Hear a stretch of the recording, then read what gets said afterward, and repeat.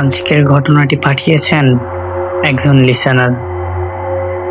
তিনি দাবি করেছেন ঘটনাটি ঘটেছিল 2024 সালের শীতের এক রাতে। তবে তিনি বলেছেন সেই রাতের পর আর কোনোদিন সূর্য ডোবার পরে ওই কবরস্থানের পাশ দিয়ে হাঁটার সাহস পাননি। তো চলুন ভিডিওটা শুরু করা যাক। আমাদের গ্রামের শেষ প্রান্তে একটি বহু পুরনো কবরস্থান আছে। ছোটবেলা থেকে সবাই বলে আসছে সূর্য ডুবে গেলে সেখানে একজন কালো পাহারাদার ঘুরে বেড়ায়। সে মানুষ নয়, আবার পুরোপুরি ছায়াও নয়। কেউ যদি কবরের অসম্মান করে বা নির্দিষ্ট সময়ে সেখানে যায়, সে আর আগের মতো ফিরে আসে না। আমি এসব গল্পে বিশ্বাস করতাম না। একদিন শীতের রাতে আমার বন্ধু সজীব, নাইম আর রিফাত বাজি ধরলো। রাত 12টায় কবরস্থানের ভিতরে গিয়ে একটি ভিডিও করে আনতে হবে। আমি অনেকবার না করেছি, কিন্তু ওরা হাসতে হাসতে বলল ভূত বলে কিছু নেই। রাত ঠিক 12টা, চারদিকে ঘন কুয়াশা। বাতাস এত ঠান্ডা ছিল মনে হচ্ছিল বরফের ভেতর দিয়ে হাঁটছি। দূরে কুকুরের অদ্ভুত ডাক ভেসে আসছিল। কবরস্থানের গেটের সামনে পৌঁছাতেই দেখলাম মরিচা ধরা লোহার দরজা নিজে থেকেই ধীরে ধীরে খুলে গেল। আমরা কেউ দরজার হাতও দিইনি। হঠাৎ আমার বুকের ভেতরটা ধক করে উঠল। ভেতরে ঢুকতেই মনে হলো চারপাশের শব্দ হঠাৎ থেমে গেছে। ঝিঝি পোকার ডাক নেই, কুকুরের ডাক নেই, এমনকি বাতাসের শব্দও নেই, শুধু আমাদের পায়ের শব্দ। আমরা মোবাইলের ফ্ল্যাশ জ্বালিয়ে সামনে এগোতে লাগলাম। কিছু দূরে একটি পুরনো কবরের সামনে কালো কাপড়ের মতো কিছু একটা দাঁড়িয়ে থাকতে দেখলাম। সজীব বলল, ওটা নিশ্চয়ই গাছের ছায়া। আমরা আরো কাছে গেলাম, কিন্তু যতই এগোচ্ছি জিনিসটা ততই দূরে সরে যাচ্ছে। ঠিক তখনই আমার কানের পাশে কেউ ফিস ফিস করে বলল, ফিরে যাও। আমি ঘুরে তাকালাম, কেউ নেই। আমি ভাবলাম হয়তো ভুল শুনেছি। ঠিক তখনই রিফাত কাপা গলায় বলল, তোরা তোরা কি শুনলি? আমরা তিনজন একসাথে তার দিকে তাকালাম। সে বলল, কেউ আমার কানের কাছে একই কথা বলেছে, ফিরে যাও। আমার শরীর ঠান্ডা হয়ে গেল। তারপর হঠাৎ একটি কবরের ওপর রাখা শুকনো ফুলগুলো একসাথে বাতাস ছাড়াই উড়ে উঠল। চারপাশে যেন অদৃশ্য কেউ হাঁটছে। আমাদের মোবাইলের ফ্ল্যাশ একবার জ্বলছে একবার নিভছে। হঠাৎ নাইম চিৎকার করে উঠল। আমরা দৌড়ে তার কাছে গেলাম। সে কাঁপতে কাঁপতে সামনের আঙ্গুল দেখালো। আমি তাকিয়ে দেখি একটি লম্বা কালো অবয়ব, মাথা থেকে পা পর্যন্ত অন্ধকারে ঢাকা। তার চোখ দুটো অস্বাভাবিক সাদা। সে কোনো শব্দ করছে না, শুধু আমাদের দিকেই তাকিয়ে আছে। আমরা স্থির হয়ে গেলাম। হঠাৎ সে এক পা এগিয়ে এলো, তারপর আরেক পা। কিন্তু আশ্চর্যের বিষয়, তার পায়ের নিচে কোনো শব্দ নেই, কাদা নেই, পায়ের ছাপও নেই। ঠিক তখনই সব কবরের মাটি যেন একসাথে কেঁপে উঠল। আমাদের চারপাশ থেকে ভেসে আসতে লাগলো চাপা কান্নার শব্দ। সজীব ভয়ে মোবাইল ফেলে দিল। ফ্ল্যাশ নিভে গেল। পুরো কবরস্থান অন্ধকারে ডুবে গেল। মাত্র কয়েক সেকেন্ড, কিন্তু সেই কয়েক সেকেন্ড যেন কয়েক ঘন্টার সমান। আবার আলো জ্বালাতেই দেখি কালো অবয়বটি আর দূরে নেই। সে আমাদের থেকে মাত্র কয়েক হাত দূরে দাঁড়িয়ে। তার মুখ দেখা যাচ্ছে না, শুধু দুটো সাদা চোখ। হঠাৎ সে ধীরে ধীরে হাত তুলল। সঙ্গে সঙ্গে কবরস্থানের সব শুকনো গাছ একসাথে দুলতে শুরু করলো। আমরা প্রাণপণে দৌড় দিলাম, কিন্তু যতই দৌড়াচ্ছি গেটটা কাছে আসছে না। মনে হচ্ছিল আমরা একই জায়গায় ঘুরছি। হঠাৎ দেখি আমরা আবার সেই একই কবরের সামনে দাঁড়িয়ে, যেখান থেকে দৌড় শুরু করছিলাম সেখানে আবার দাঁড়িয়ে আছি। নাইম কান্না শুরু করে দিল। ঠিক তখনই চারপাশ থেকে ভারী পায়ের শব্দ আসতে লাগলো, কিন্তু কাউকে দেখা যাচ্ছে না। হঠাৎ ঠান্ডা বাতাস আমার ঘাড় স্পর্শ করলো। কেউ যেন খুব কাছে দাঁড়িয়ে নিঃশ্বাস ফেলছে। আমি ধীরে ধীরে পেছনে তাকালাম, আর যা দেখলাম আজও বলতে পারিনি। সেই কালো পাহারাদার ঠিক আমার পেছনে দাঁড়িয়ে, তার সাদা চোখ দুটো আমার চোখের ভেতরে তাকিয়েছিল। মনে হচ্ছিল সে আমার ভেতরের সবকিছু পড়ে ফেলছে। তারপর সে খুব ধীরে একটি কথা বলল, এটা আমার জায়গা। শব্দটা মানুষের মতো ছিল না, মনে হচ্ছিল অনেকগুলো গলা একসাথে কথা বলছে।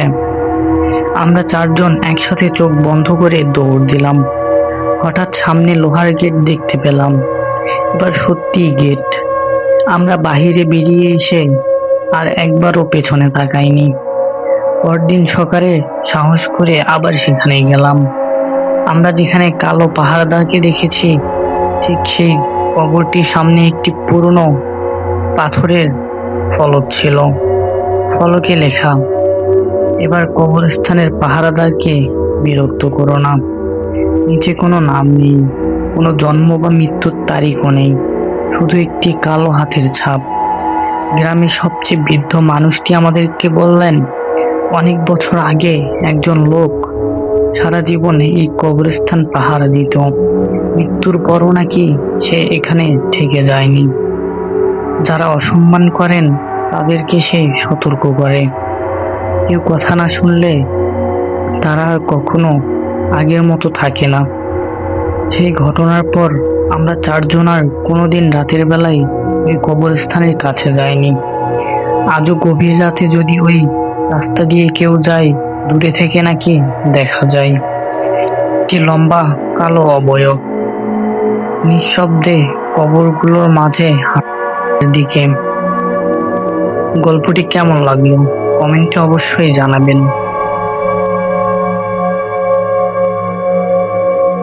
ঘটনাটি পাঠিয়েছেন একজন লিসেনার।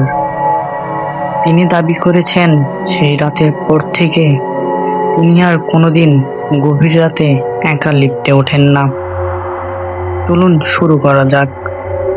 2023 সালে আগস্ট মাসে আমি ঢাকার একটি 12তলা অফিস ভবনে নাইট শিফটের নিরাপত্তা কর্মী হিসেবে কাজ করতাম। বিল্ডিংটিতে মাত্র 12টি তলা ছিল।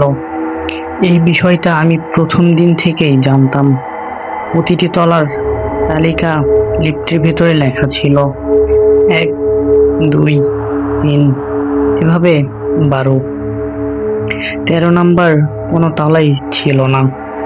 প্রথম কয়েক সপ্তাহ সবকিছু স্বাভাবিক ছিল, কিন্তু এক রাতে, রাত ঠিক 2:47, আমি লবিতে বসে সিসিটিভি দেখছিলাম। হঠাৎ লিফট নিজে থেকেই নিচে নামতে শুরু করলো। কেউ কল দেয়নি, কেউ ভেতরেও ছিল না। ডিসপ্লেতে একের পর এক সংখ্যা বদলাতে লাগলো, 12, 11, 10, 9। আমি ভাবলাম হয়তো কোনো টেকনিক্যাল সমস্যা। লিফটের নিচে নেমে এসে দরজা খুললো। ভেতরে কেউ নেই, তবুও মনে হলো যেন একটু আগে কেউ দাঁড়িয়ে ছিল। কারণ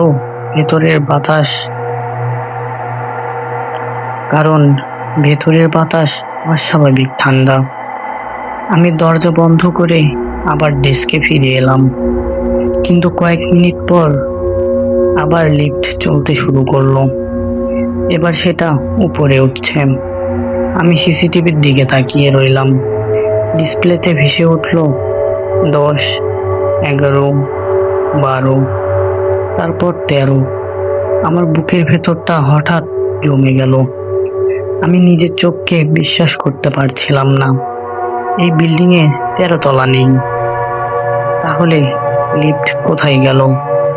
লিফট কয়েক সেকেন্ড 13তেই দাঁড়িয়ে রইল। তারপর দরজা খোলার শব্দ শোনা গেল, কিন্তু সিসিটিভিতে কিছুই দেখা গেল না, কারণ 13 নম্বর তলায় কোনো ক্যামেরা ছিল না। কয়েক সেকেন্ড পর লিফট আবার নিচে নামতে শুরু করলো। দরজা খুলতেই আমি দেখলাম লিফট একেবারে খালি নয়। মেঝেতে ভেজা কাদামাটি পায়ের ছাপ, যেন কেউ খালি পায়ের ভিতরে দাঁড়িয়েছিল।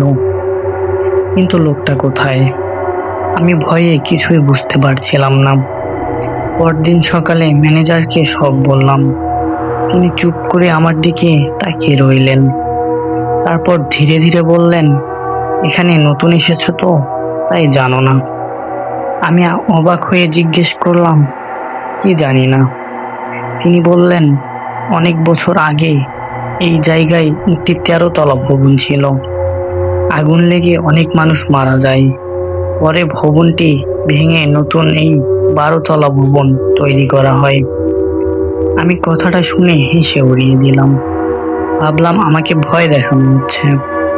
কিন্তু সেই রাতে সবকিছু বদলে গেল। রাত 3টা। লিফট আবার নিচ থেকে উপরে উঠতে শুরু করলো। আমি এবার সাহস করে লিফটের সামনে গিয়ে দাঁড়ালাম। দরজা খুললো। ভেতরে কেউ নেই। হঠাৎ লিফট ভেতরেই সব আলো একসাথে নিভে গেল। মাত্র 3 সেকেন্ড। আলো ফিরে আসতেই পেছনের আয়নায় একজনকে দাঁড়িয়ে থাকতে দেখলাম। সে আমার পেছনে। আমি সঙ্গে সঙ্গে ঘুরে তাকালাম, কেউ নেই। আবার আয়নায় তাকালাম, লোকটা এখনো দাঁড়িয়ে আছে। তার মুখ পুরো কালো হয়ে গেছে। তার মুখ পুরে কালো হয়ে গেছে, চোখ দুটো ফাঁকা। সে ধীরে ধীরে হাত তুলল আর আঙুল দিয়ে লিফটের বোতামে চাপ দিল। 13, যে বোতামটি আসলে থাকারই কথা নয়। হঠাৎ লিফটের দরজা বন্ধ হয়ে গেল। আমি বোতাম চাপতে লাগলাম, কিছুই কাজ করছে না। লিফটের উপরে উঠছে, ডিসপ্লেতে ভেসে উঠছে 8, 9, 10, 11, 12, তারপর 13। আমি প্রচন্ড ধাক্কায় লিফট থেমে গেল। দরজা ধীরে ধীরে খুলতে লাগলো। বাহিরে কোনো করিডোর নেই, কোনো অফিস নেই, শুধু ঘন অন্ধকার। আর দূরে অনেক মানুষের চাপা কান্না। পোড়া গন্ধে নিঃশ্বাস নেওয়া কঠিন হয়ে গেল। মনে হচ্ছিল চারপাশে কেউ দাঁড়িয়ে আছে, কিন্তু কাউকে দেখা যাচ্ছে না। হঠাৎ অন্ধকারের ভেতর থেকে একের পর এক মানুষ বেরিয়ে আসতে লাগলো। তাদের শরীর পোড়া, মুখ বিকৃত, কারো চোখ নেই, কারো হাত নেই। তারা কেউ হাঁটছে না, মেঝের উপর ভেসে আমার দিকে এগিয়ে আসছে। আমি মরিয়া হয়ে দরজা বন্ধ করার বোতাম চাপলাম, কাজ হলো না। তাদের একজন লিফটের সামনে এসে থেমে গেল। সে ধীরে ধীরে মাথা কাত করে বলল, তুমি আমাদের তলায় কেন এসেছ? তারপর সবাই একসাথে আমার দিকে তাকালো, শত শত ফাঁকা চোখ একসাথে। হঠাৎ তারা দৌড়ে লিফটের দিকে ছুটে এলো। সেই মুহূর্তে দরজা বন্ধ হয়ে গেল। লিফট প্রচন্ড গতিতে নিচে নামতে শুরু করলো। আমি মেঝেতে পড়ে গেলাম, চোখ বন্ধ করে শুধু দোয়া পড়ছিলাম। হঠাৎ শব্দ শান্ত হয়ে গেল। দরজা খুলল। আমি আবার লবিতে। সকালে আলো ফুটে গেছে। কর্মচারীরা আমাকে লিফটের ভিতরে অচেতন অবস্থায় পেয়েছিল। আমি যখন সিসিটিভি দেখতে চাইলাম তখন আরো ভয়ঙ্কর একটি বিষয় জানা গেল। রাত 3টা থেকে সকাল 6টা পর্যন্ত লিফট একবারও নড়েনি। সিসিটিভিতেও দেখা যাচ্ছে না। আমি একাই লিফটের ভেতরে দাঁড়িয়েছিলাম, কিন্তু আমি স্পষ্ট মনে করতে পারি আমি 13 নম্বর তলায় গিয়েছিলাম। আজও মাঝে মাঝে গভীর রাতে অচেনা নাম্বারে থেকে একটি মেসেজ আসে। মাত্র 2টি শব্দ লেখা থাকে, ফিরে এসো। আর আশ্চর্যের বিষয়, সেদিন সেই মেসেজ আসে, সেদিন আশপাশের যে কোনো লিফটের ডিসপ্লে কয়েক সেকেন্ডের জন্য একটি সংখ্যা জ্বলে ওঠে, 13। গল্পটি যদি ভালো লেগে থাকে তাহলে একটি লাইক দিয়ে দিন। আপনার মতামত কমেন্টে জানান। আর আরো এমন ভয়ঙ্কর গল্প শুনতে হরর এফএম এর সঙ্গে থাকুন।